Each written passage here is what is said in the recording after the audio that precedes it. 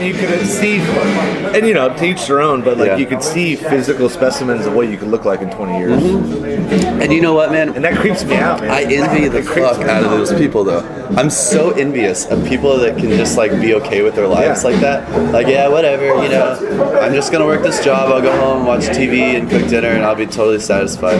And that was the mind-fucking thing about it, because I was like, how do they do this? Yeah. Why can't I just be happy with this, you know? But it was like, but that's also the beautiful thing about, like, touring sucks so much. It's so hard, but I wouldn't rather do anything. I love touring. I love being on the road. Like, I love being anonymous and in some new city every night, like, and playing, like, you know, it's, like, literally, like, you sleep in some shitty hotel room if you're lucky, you wake up and you drive all day, you get to a venue, you load in, you sit and you wait, and then like you play a show, and while you're playing a show you're like, the show is full throttle. You're like, yes. And even if it's a shitty show, you're still like, man, this is what I want to do. Because when it's a good night, it's like the best night in the world. Well, even with like the shitty shows, it not only keeps you in reality, like I guess on the ground level of this is the litmus test of where I am and where I'm going. Yeah.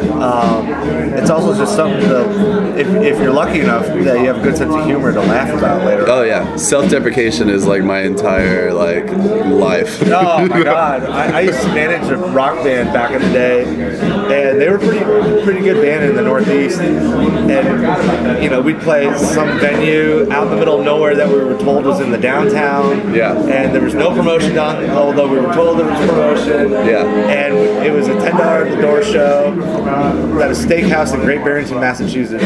Yeah. And we had thought we could pack the place. Probably could have if it was done correctly. Yeah. No one showed up. The only person there was the bartender. She felt bad that were there with the door cover. She put $10 in, and then a couple showed up out of nowhere, not knowing there was a show. We didn't charge them because they were going to leave because someone was there. Dude, our first just the one show, person clapping after. Yeah, it's the worst sound in the entire world. Our first show of this tour. So this tour is basically, I had to cancel this tour. It was booked like I want to say like 4 or 5 months ago to do this Northeast kind of run.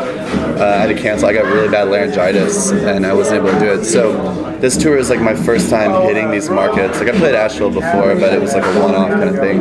So our first show this tour, and I told the band, I was like, guys, first time markets, like just be prepared, because some of these guys have played with like huge acts. Yeah. I mean, like my drummer's in Phosphorescent, and he's just yeah. So it's just. I was like, heads up, you know, it's not gonna be great. So our very first show is in Lexington, Kentucky, and we're playing this like bar restaurant, which is the worst thing. And we're playing there, and we're like on our like 8th or 9th song, and the sound guy comes up to us, like in between the songs, and he's like, hey man, I gotta cut you guys off, there's no one here. We were just like, I was like, fuck, okay. So it was like the first show of the tour, just like, God. Well, that's the thing, you can either let it define you or use it as fuel for the fire. Oh yeah, I just tell the story at every show now, so it's, you know, but I don't know, man. I think I'm at this weird point where I don't have a new record out yet. Like once I can get this goddamn record out, then I can start to actually push these shows, because it's really hard to go on tour and say, hey, yeah, like you should buy my record. It came out in 2014. Yeah, you know, it's like, I don't know, man. It's annoying. Music business sucks. Well, that's the thing. That's one of the things I love about that group of names we talked about, is they all knew that it sucked. That's why they did their own thing. Yeah. And then you have certain labels like New West and ATO that are like, hey man, come on home. You know? I know.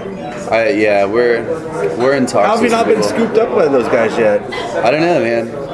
New West has been signing everybody, right? Like the people that I really care about. I know. Well, we thought we were gonna do New West, and it didn't work out. But yeah, I had this weird period of, I finished this record and I was so confident about it, and I started sending it. I got a lawyer like representing and pitching it and everything, and we were both just like, it's gonna happen. It's gonna happen in no time. So that's why I released in the UK, because I was like, by the time it's out in the UK, it'll be coming out in the US in like a couple of weeks. And just just never happened. And then it was like at the same time I was trying to find a label, I was trying to find management, and that never was happening. And so it was just like meeting after meeting of just disappointment and like waiting on emails. But what's so funny about that is like all this bullshit, but then you get listed in Garden and Gun as the face, right? Without a publicist too. Yeah, that's the fucked up thing. Because I've known about you for a couple years now, but then I open up Garden and Gun and I go, no shit. Yeah, dude, it's nuts. Like I had, and people would be like, yeah, you paid for that. I haven't paid a publicist since my first record. Yeah, people love to talk shit about that stuff. But anyways, that like came out.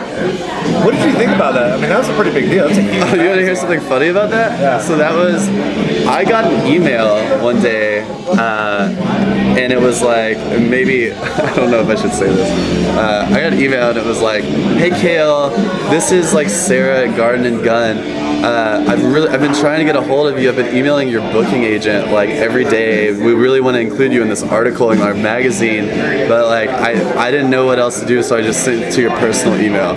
And I was like, fuck, like yeah, like I was like, what is my booking agency not doing? Like, why are they not sending this to me? I'm so glad I caught it because it was incredible. But it's like, I don't know, man. I think that once I can finally figure out what the hell we're doing with this record, get it out. I have a whole bunch of new songs I've already gone in the studio and started doing, and like I just want to do this record, get it out, wait like 6 months, and start putting out new shit. Well, that's the thing is like, in what you do and what I do, you have to have that conversation with yourself early on that hell or high water, this is what I'm doing. Oh yeah. And when you have that conversation, everything else is either a cherry on top or fuel for the fire with the bullshit. Yeah, totally.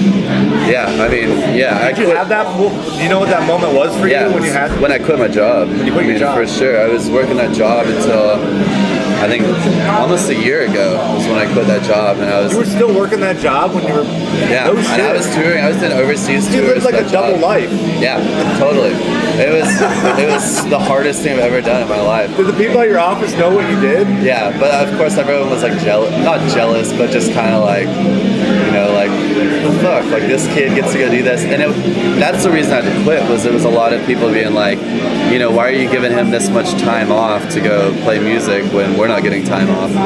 So it got to a point where I was about to leave for Europe for like a month last year, and I was like, hey guys, like I gotta go again, and they were like, but they were so sweet, like they wouldn't fire me. They were just like, you know, we really appreciate it if, you know, maybe you want to quit, like maybe you could take off. And I was always like, I don't know, but you guys are still paying me, and like, but finally I was like, I can't do this anymore, and I quit my job, and my parents were absolutely terrified, and but I mean I've been fine. What do they think now?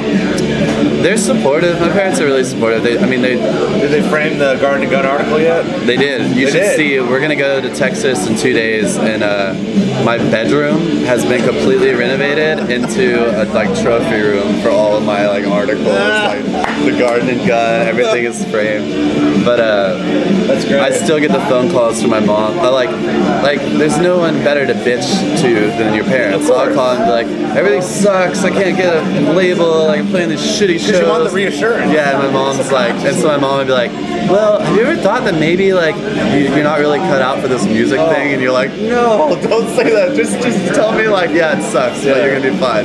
Don't ever say that. Like, but you know, they're just like practical Texan conservative people. So it's all good. Well, I can say from my perspective that you got the right attitude. Yeah, thanks, man. And you got the talent. You know, that's why I wanted to track you down to interview you today. Yeah. Well, thanks, man. Yeah, I hope you dig the show. I think it'd be cool. How long are you playing till? Supposedly 2 sets, so like 2 45-minute sets. And the band is all sounding good. We're about to go to South by next week, so. Well, with like the haphazard world that we live in, yeah. What does it mean as someone who tours, meets a lot of people, and entertains, and sees a lot of different places? What does that show you about like what it means to be a human being? Oh, dude, it's crazy. I mean, it's living life. That's why I love touring. It's living life to your fullest. Like traveling around, meeting new people every day is the best. I think for me, like you figure out you're able to judge character a lot more easily, I think, from touring. Because also, yeah, but also being on tour, like, you see the extremes of yourself. And you can see, like, how shitty you can be as a person, and, like, it's really like a roller coaster. But it's, I don't know, I think the crazy thing is, like, I'm so fortunate to be able to, like, do stuff in Europe. Like, for some reason, Europeans really dig my music, and I love that. But, like, going over there and seeing the culture over there is absolutely, like, for example, this tour, we're playing a bunch of tiny clubs to, like, you know, some of the shows have had, like, 25 people at some show. Like, whenever we go over to Europe, it's, like, nuts. Like, people freak out, and we play, and no one speaks the entire show.